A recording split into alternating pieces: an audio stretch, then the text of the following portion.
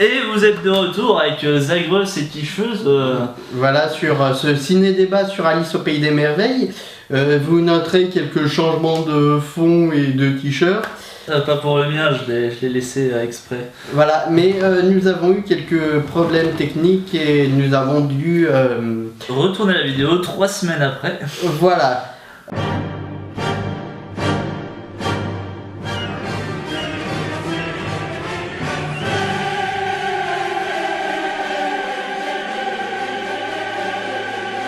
Les caractères des personnages sont-ils attrayants? Donc la question, c'était, pour y revenir quand même, ce qu'on pense des personnages principaux. Donc entendons-nous bien d'abord sur les personnages principaux, ça va être Alice, la Reine Rouge et la Reine Blanche. On va pas parler du Chapelier parce qu'on y a répondu sur une question précédente. On peut faire peut-être une digression sur certains petits personnages, j'aimerais bien revenir à... Oh, bah, on en reparle après. Voilà.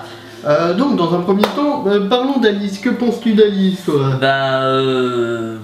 Elle m'a pas vraiment beaucoup convaincu, à vrai dire, l'actrice. C'est vrai que je suis peut-être un peu dur avec elle, mais bon, voilà, elle est pas très expressive. Bizarrement, je la trouve pas beaucoup présente parce que finalement, quand elle débarque dans le monde des merveilles et dans le monde imaginaire, elle se pose pas vraiment de questions en fait. Elle est présente, elle est pas présente. En même temps, elle est persuadée de rêver dedans. Elle le répète plusieurs fois. Ouais, mais elle se rend quand même compte que finalement elle rêve pas au bout d'un moment. Et finalement, oui, tout est normal quoi. Il y a des champignons géants, il y a une chenille qui parle. D'ailleurs, la chenille est très absente, hein, alors qu'elle était beaucoup plus marquante dans la version de Disney, ouais. Bien sûr. Là, je reprends tes douces paroles. C'est vrai, sauf à la fin, il y a une petite apparition sympathique, le plan final, ouais. Où la chenille s'est transformée en papillon. Oui, effectivement. Mais ouais, pour revenir au personnage d'Alice, moi ce que j'ai pas vraiment apprécié, c'est que déjà, pour aller directement à la fin, au final, la nana, elle obtient son épée pour combattre le Jabberwocky. Elle a jamais eu d'enseignement de combat dans toute sa vie de petite princesse là. Et comme par hasard, elle a son épée, et puis allez, 2 tours s'est joué, en 10 minutes elle a pété le dragon. Donc c'est un peu abusé, je trouve. Étrangement, je vais te rejoindre sur certains points. Parce que oui, je n'ai pas trouvé ce film parfait non plus. Hein. Il y a des aspects qui m'ont un peu rebuté. Et oui, le personnage d'Alice en fait aussi un peu partie, je dois t'avouer. C'est vrai qu'elle est là sans être là. Elle se laisse porter en fait par les événements et par ce qu'on lui dicte de faire. Mais non, au contraire, j'ai trouvé le combat par contre, et le fait qu'elle manisse l'épée comme ça, assez classe, puisque pour moi, enfin, c'est un rêve. Enfin, j'empiète un petit peu sur ce qui va suivre. Ouais, j'ai une question, ouais.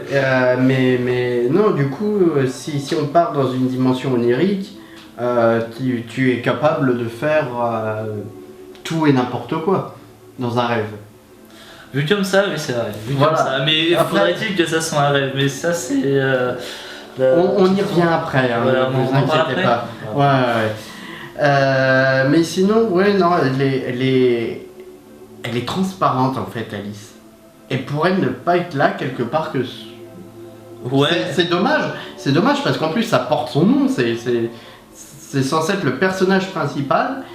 Et tout le monde attend son retour, mais au final elle pourrait ne pas être là. En fait, je crois que c'est peut-être le Chapelier fou qui fait tout le film. Je crois que c'est Johnny Depp qui vole la vedette à tout le monde, à vrai dire. Je pense qu'il y a un peu de ça, parce qu'en fait tous les protagonistes préparent leur plan pour résister à la Reine Rouge, et puis le moment venu, il fallait Alice, du coup il y a Alice. Ouais, c'est ça, exact. Mais à côté de ça, tu vois, j'ai beaucoup aimé le personnage de la Reine Rouge. Oui, bon, je suis d'accord, elle est assez marrante dans son caractère, sa manière Oui, non, d'agir. moi je l'ai trouvé assez drôle quand même, ce côté ultra vénère, ce côté qui passe d'une humeur à l'autre sans problème et tout ça. Non, je trouve que ce personnage est quand même vachement bien travaillé et vachement bien écrit. Contrairement, je crois, à la Reine Blanche ou je sais pas. Ah, la reine blanche, certes. Elle sert pas à grand chose au final. Ouais, mais son personnage, moi, il me fait triper. Je sais pas, je trouve qu'Anna Tawai, elle est complètement déjantée là-dedans.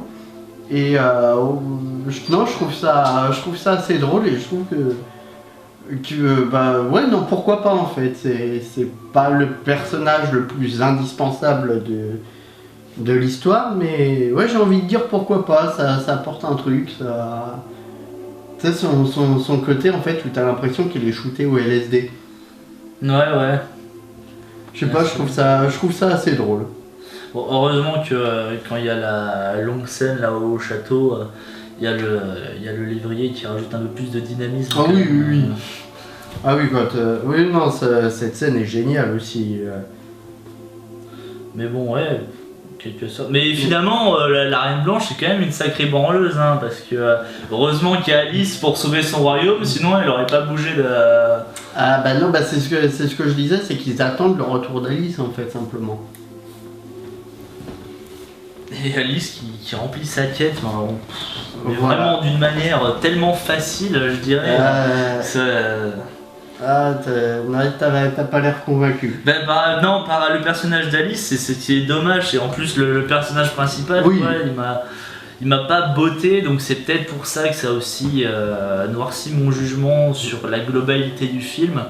Ça peut jouer effectivement quand on trouve que le personnage principal joue pas son rôle, mais je pense qu'on va passer à la question suivante, et du coup répond d'ailleurs qui est la dernière question. Donc ça va être, si vous le suivez du coup en vidéo à chaque fois, hein, que vous suivez en même temps que ça sort, c'est la dernière vidéo. Voilà.